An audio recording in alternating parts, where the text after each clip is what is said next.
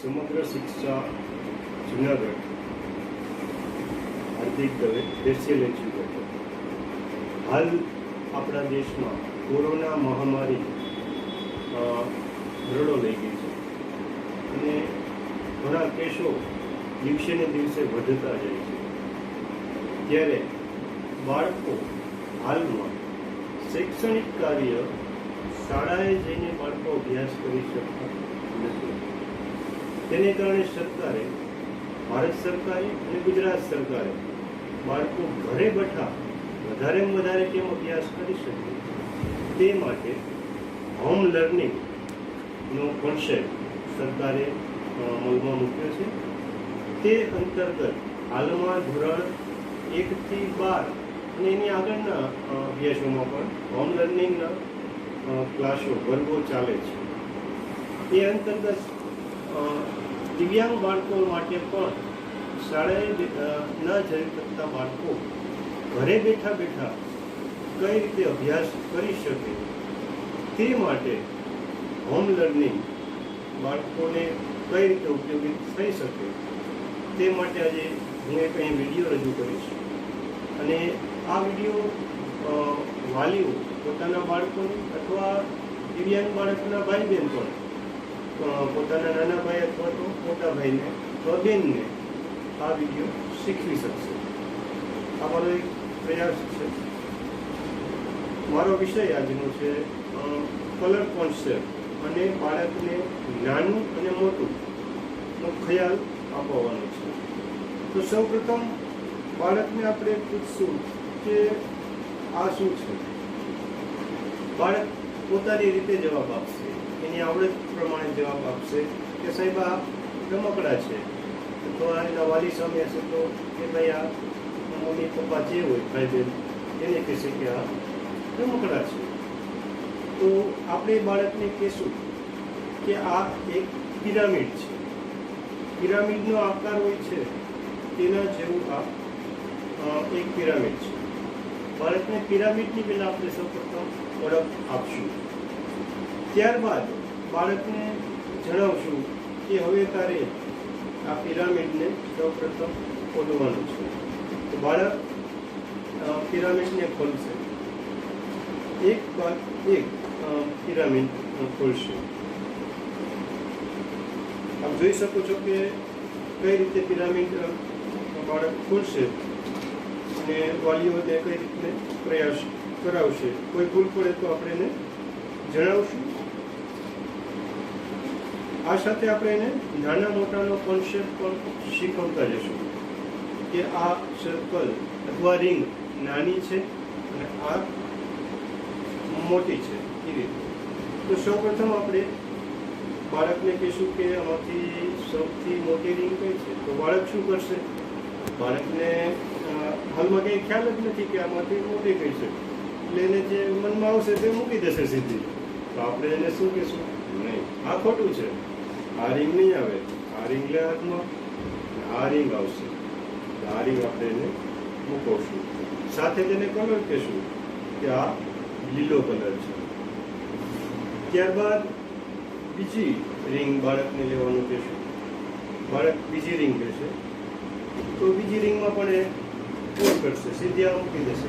આપણે બાળકને કહેશું આ રિંગ નહીં આવે, બીજી રિંગ લેવાનું કહેશું તો કે આ રિંગ આવશે.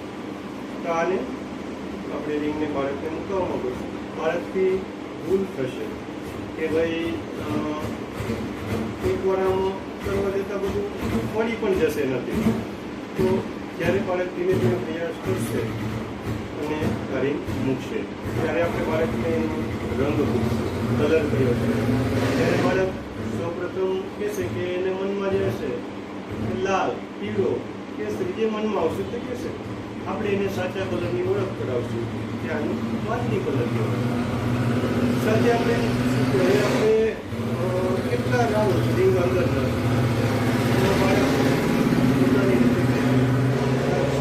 જે રિંગ છે એને પણ ગણી લેશે, પણ એ રિંગ ગણવાની થતી નથી. તો આપણે બાળકને કહેશું કે આ એક, આ બે રિંગ અને એક કલર, લીલો અને વાદળી. ત્યારબાદ આપણે એને ત્રીજો રિંગ લેવાનું કહેશું. ત્રીજી રિંગ લેશે બાળક. હા, એને ખ્યાલ નહીં હોય તો બીજી રિંગ મૂકશે. તો આપણે એને પ્રયત્ન દ્વારા શીખવશું કે આ રિંગ આ આવશે. આ આવશે રેડિયમ. રેડિયમ કલરથી આપણે બાળકને પરિચિત કરાવશું. સાથે ઘરમાં આજુબાજુ તેની નજર સામે જે કલર હોય એવા, તો એ કલર પણ બાળકને પૂછતું સાથે સાથે કે ભાઈ આ કલર કયો છે, આ કલર ને આ કલર બે સરખા છે? તો બાળક કહેશે હા અથવા ના. તો આપણે એને પણ આપણે કલર આજુબાજુના જે કલર જોવા મળતો એની પણ આપણે ઓળખ કરાવી શકીએ. ત્યારબાદ એને આપણે અંકો પણ ગણતરી કરતા જશું. 1, 2, 3 અને હવે જે આવશે એ ચોથું રિંગ. તો તે રિંગ આપણે એને બાળકને મૂકવાનું કહેશું. તેનો કલર કયો છે, તેનો રંગ કયો છે એ બાળકને પૂછશું આપણે. તો તે શું કહેશું કે રેડ, બ્લુ અથવા કાળો, સફેદ. પણ આપણે એને સાચો કલર ઓળખતા શીખવશું કે આ ગુલાબી કલર છે. હવે મને તું કહેજે આપણા ઘરમાં આપણી આજુબાજુમાં આવો કોઈ કલર તને દેખાય છે? તો બાળક કહેશે હા આ છે. એને જે વસ્તુ દેખાશે ગુલાબી કલરની એ કહેશે કે આ ગુલાબી કલર છે. તો આ રીતે આપણે એને કલરનો ઓળખ પણ કરાવી શકીએ સાથે સાથે. ત્યારબાદ આપણે એના પછી કલરનું કે ઓળખ કરાવશું અને આ રિંગ એને મૂકવશું.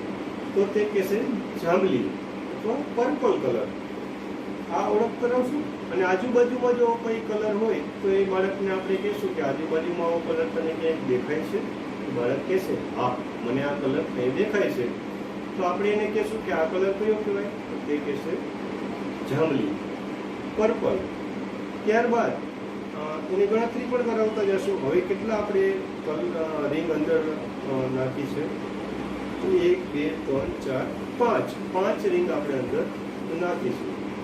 પછી આપણે એને કહેશું કે હવે કયું કલર આપણે રિંગ અંદર નાખશું તે આ નાખશું. તો એની ભૂલ થશે. આપણે બાળકને પ્રયત્ન અને ભૂલ દ્વારા શીખવવાનો પ્રયાસ કરશું. પાછો એક પ્રયત્ન બાળકને આપશું. બાળક પાછું આ રિંગ અંદર નાખશે અને આપણે એને કલર પૂછશું કે હવે આ કલર કયો છે? તો બાળક કહેશે કે આ લાલ કલર છે. બાળક એક વારમાં ના શીખી શકે. આપણે એને વારંવાર પ્રયત્નો 5, 10, 11 પછી બાળક એની મેળે પિરામિડ ગોઠવતા શીખશે અને કલર પણ જાતે કહેતા શીખશે. પણ આમાં ઘણો સમય લાગે છે. ત્યારબાદ આપણે એને બીજું રિંગ લેવાનું કહેશું. બાળક પ્રયત્ન કરશે, ખોટી રિંગ મૂકશે. આપણે એને પાછી સાચી રિંગ કઈ છે એના હાથમાં પકડાવી અને બાળકને મૂકવાનો પ્રયત્ન કરશું અને કલર કહેશું કે આ કલર કયો છે. તો આ કલરનો એને કહેશે તો બાળક ખોટો જવાબ દેશે. લાલ, કેસરી. એને મગજ મજા આવી હોય તો કલરનો કહેશે. આપણે બાળકને કહેશું કે આ પીળો રંગ કહેવાય અથવા પીળો કલર છે. બાળકને પાછું પૂછશું કે તારી આજુબાજુમાં કોઈ પીળો કલર તને દેખાય છે? તો બાળક એના ઘરની આજુબાજુમાં કોઈ પીળો કલર હશે તો તે કહેશે કે આ રહ્યો આ પીળો કલર છે.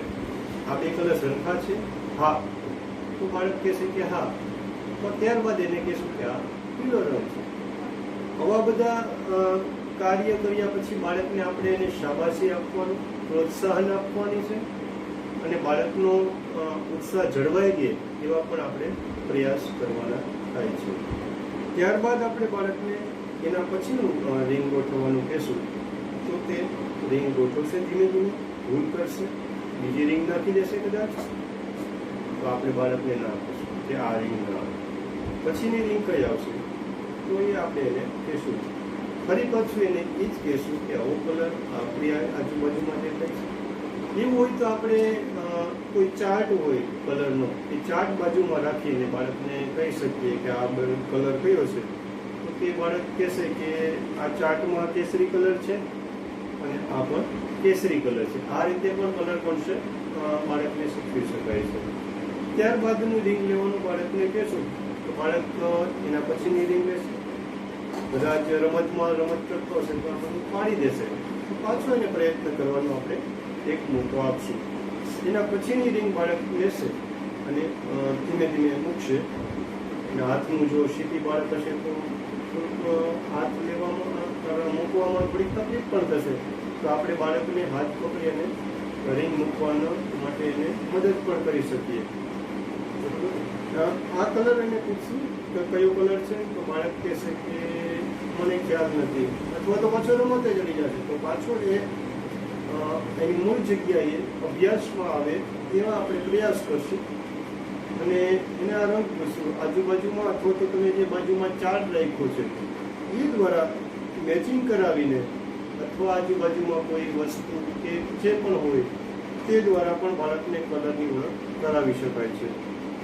આ બાળકને કલર ના આવડે તો આપણે કહેવાનું કે ભાઈ આ લીલો કલર છે, લીલા કલરનો કોઈ પક્ષી હોય, કોઈ બીજી વસ્તુ હોય તો કહી શકીએ. એના પછી બાળકને બીજો કલર કહેવાનું કહેશું તો કે આ કલર કયો છે, તો કે આ બ્લુ કલર છે, એ બાળક જણાવશે.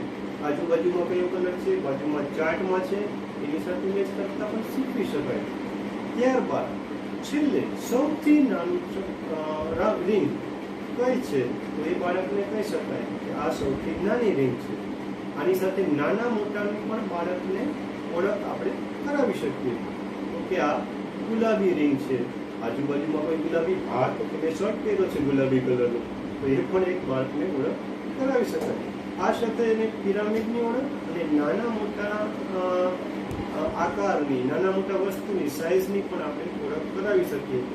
આ સાથે પાછું પિરામિડ આપણે એને ખોલવાનું કહેશું, બાળક જાતે ખોલી શકશે પિરામિડ. ત્યારબાદ બાળકને જાતે આમાંથી આપણે કહેવાનું કે ભાઈ સૌથી મોટું રિંગ કઈ છે, શું કે આ. ત્યાર પછીની રિંગ, એનાથી નાની રિંગ કઈ છે, એ ભૂલ કરશે બાળક, એકવાર ભૂલ કરશે તો પાછું આપણે એને કહેશું હવે એ નહીં ચાલે, બીજી કઈ રિંગ હશે તો એ આ ગોઠવશે. ત્યાર પછી બાળકને પાછું કહેશું એનાથી નાની રિંગ કઈ, આ સાથે કલર પણ બાળક બોલતું જશે કે રેડિયમ. ત્યાર પછી આપણે કહેશું એના પછીની નાની રિંગ કઈ, તો કે ગુલાબી. ત્યાર પછી કહેશું ધીમે ધીમે એવા 4-5 પ્રયત્નો કરશે એટલે બાળક પોતાની મેળે પિરામિડ ગોઠવતું શીખી જશે, તો કે પર્પલ. ત્યાર પછી તો કે લાલ, રેડ, અથવા ઇંગ્લિશ થોડુંક ફાવતું હોય, માઇન્ડ બાળક હોય તો ઇંગ્લિશ થોડુંક બોલી શકે, તો એ પણ ઇંગ્લિશમાં પણ કલર કરાવી શકે, રેડ, લાલ. ત્યારબાદનો કલર કયો, એનાથી નાનું આકાર કયો, કે પીળો, અને નાની રીંગ પીળી છે. એના પછી તો કે ભૂલ કરશે બાળક, ત્યાર પછી એને પાછો પ્રયત્ન કરશું તો કે કેસરી. ત્યારબાદ તો કે કઈ રીંગ આવશે, એનાથી નાની રીંગ, કેસરીથી નાની રીંગ કઈ કલરની આવશે, તો કે લીલા કલરની. કલર પણ બોલતા જશું અને એનો નાની સાઇઝ પણ એને કહેતા જશું. સૌથી નાની રીંગ કયા કલરની હશે એ પણ આપણે પૂછવું બાળકને પડે. એના પછી તો કે બ્લુ. એના પછી છેલ્લી સૌથી નાની રીંગ કઈ છે એ બાળકને પૂછે તો ગુલાબી. આ રીતે બાળકને સંપૂર્ણ પિરામિડ ગોઠવતા શીખવી શકાય. બાળકોના સ્નાયુનો, નાના સ્નાયુ અને મોટા સ્નાયુનો વિકાસ બાળક શીખી હશે અથવા માઇલ હશે તો આવા બાળકોને ઘરે બેઠા આ પિરામિડ ગોઠવતા, સાથે કલર ઓળખ પણ કરતા અને સાથે નાનું અને મોટા સાઇઝની બાળકને ઓળખ કરાવી શકાય.